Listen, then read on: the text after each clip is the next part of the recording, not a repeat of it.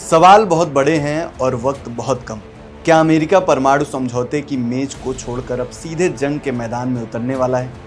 क्या अगले 10 दिनों के अंदर मिडिल ईस्ट की धरती एक बार फिर धमाकों से दहल उठेगी? ये वो सवाल है जिनके जवाब फिलहाल सिर्फ एक शख्स के पास हैं, और वो है अमेरिकी राष्ट्रपति डोनाल्ड ट्रंप।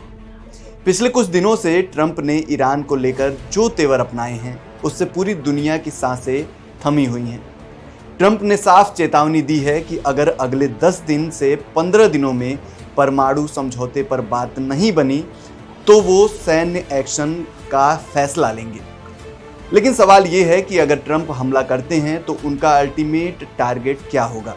क्या वो ईरान की इस्लामिक रिवॉल्यूशनरी गार्ड कॉर्प्स यानी IRGC को निशाना बनाएंगे, जो वहां की सत्ता की सबसे बड़ी ढाल है? क्या वो ईरान के उस मिसाइल प्रोग्राम के तहस नहस करेंगे जिसकी मांग इजराइल अरसे से कर रहा है? या फिर बात अब तेहरान में सत्ता परिवर्तन यानी रिजिम चेंज तक पहुंच गई है?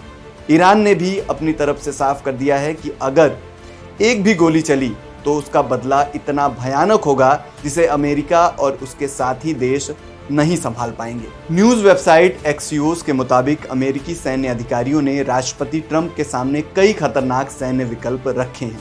इसमें से एक विकल्प ऐसा है जो दुनिया को हिला सकता है, और वो है ईरान के सुप्रीम लीडर अली खामनेई पर सीधा हमला। हालांकि ट्रंप हमेशा से कूटनीति की बात करते रहे हैं, लेकिन उनकी शर्तें इतनी सख्त हैं कि ईरान उन्हें मानने को तैयार नहीं है। ट्रंप सिर्फ परमाणु कार्यक्रम ही नहीं, बल्कि ईरान के बैलिस्टिक मिसाइल प्रोग्राम और हिजबुल्लाह हमास जैसे समूहों को मिलने वाली मदद पर भी पूरी तरह लगाम लगाना चाहते हैं।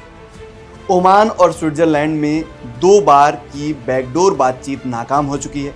ट्रंप के दूत स्टीव विटकॉफ भी इस बात से हैरान हैं कि इतनी बड़ी अमेरिकी सैन्य तैनाती के बावजूद ईरान ने अब तक हार नहीं मानी है। मिडिल ईस्ट इंस्टीट्यूट के एक्सपर्ट का मानना है कि ट्रंप शायद एक लिमिटेड वॉर यानी सीमित युद्ध चाहते हैं। अगर आप नक्शे पर नजर डालें तो ईरान इस वक्त अमेरिकी जंगी जहाजों से घिरा हुआ है। अमेरिका ने अपनी पूरी ताकत मिडिल ईस्ट में झोंक दी है।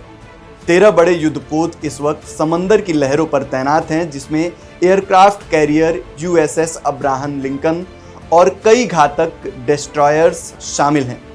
इतना ही नहीं, दुनिया का सबसे बड़ा जंगी जहाज USS जेराल्ड फोर्ड भी भूमध्य सागर में दाखिल हो चुका है। आसमान में दर्जनों लड़ाकू विमान मंडरा रहे हैं और हजारों अमेरिकी सैनिक आदेश का इंतजार कर रहे हैं। लेकिन इस सैन्य ताकत के साथ एक बड़ा जोखिम भी जुड़ा हुआ है। अगर अमेरिका ने ईरान पर हमला किया तो ईरान के पास प्रॉक्सी वॉर और मिसाइलों का एक बड़ा जंजाल है। वो मिडिल ईस्ट में मौजूद अमेरिकी सैन्य बेस को निशाना बना सकता है, जिससे पूरे क्षेत्र में तबाही मच सकती है। ट्रंप अक्सर कहते हैं कि उन्होंने मिडिल ईस्ट में शांति लाई है, लेकिन उनके विरोधी डेमोक्रेटिक नेता डरे हुए हैं कि ट्रंप अमेरिका को एक ऐसे दलदल में ढकेल रहे हैं जिससे निकलना नामुमकिन होगा। सबसे बड़ा डर यह है कि अगर अमेरिका ईरान में सत्ता पलट की कोशिश करता है तो उसके बाद क्या होगा। काउंसिल ऑन फॉरेन रिलेशंस के एक्सपर्ट चेतावनी दे रहे हैं कि ईरान वेनेजुएला जैसे देश नहीं है। ये एक बहुत जटिल सिस्टम है। अगर शीर्ष नेतृत्व पर हमला हुआ तो ईरान के अंदर एक बड़ी अराजकता फैल सकती है। खाड़ी के अरब देश जो ईरान के पड़ोसी हैं, वो भी ट्रंप को बार बार चेतावनी दे रहे हैं कि इस आग में हाथ न डालें, क्योंकि इसकी लपटें उनके घरों तक भी पहुंच सकती हैं। विदेश मंत्री मार्को रूबियो भले ही सीनेट में शांतिपूर्ण बदलाव की उम्मीद जता रहे हों, लेकिन हकीकत ये है कि ईरान में सत्ता के कई केंद्र हैं। अगर खामनेई की सरकार कमज़ोर होती है या गिरती है तो उसके बाद वहाँ लोकतंत्र आएगा या फिर और भी कट्टरपंथी ताकतें कब्जा कर लेंगी। ये कोई नहीं जानता। अगले 10 दिन दुनिया की जियोपॉलिटिक्स के लिए सबसे निर्णायक होने वाले हैं। क्या ट्रंप सिर्फ दबाव बना रहे हैं या वाकई यरूशलेम से लेकर तेहरान तक की तस्वीर बदलने वाली है? फैसला बहुत जल्द होने वाला है।